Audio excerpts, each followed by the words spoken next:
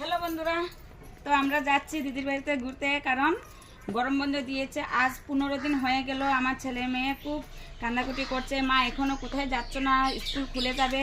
তাই মানে আজ যাব কাল যাব বলে বলে মানে এতদিন হয়ে গেল, 15 দিন হয়ে গেল। তো এখন যাচ্ছি গ্রামে, একটা দিদির বাড়িতে আছে সেখানেই যাচ্ছি।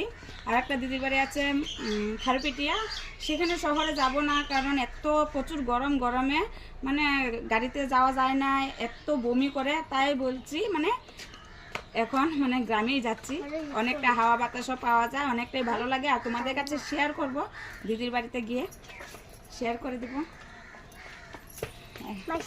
তোমার পার্সেল এসেছে। পার্সেল এসে গেছে? হ্যাঁ, কোথায়? রাস্তার পাশে। ও তাই, আমার মোবাইলে ফোন করেছিল। আচ্ছা, আমি পার্সেলটা আনি। সত্যি পার্সেলটা এসে গেছে, আমার ভাগ্যটা অনেকটাই ভালো। এই পার্সেলের জন্য আমি ভাবছি আমি এই পার্সেলটা নিয়ে যেতে পারবো না, কিন্তু দেখো কি ভাগ্য, আমি এখন ঘর থেকে বেরোবো, যাবো, আর আমার পার্সেলটা এসে গেছে। তাই ভাবলাম তোমাদের কাছে শেয়ার করে দিই। আমি একটা কুর্তি মানে লং দামে একটা অর্ডার দিয়েছিলাম। ও ভালো আছে তো, এটা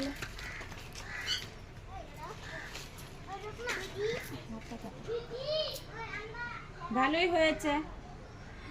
বন্ধুরা দেখো কেমন আছে, অবশ্যই কমেন্টে জানিয়ে। আমি পরে নেক্সট গিয়ে তো পরে ভিডিও বানাবো, তোমরা দেখতেই পারবে।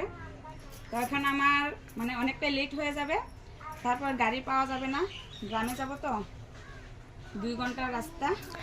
কিন্তু এখন রাখি, টাটা বাই।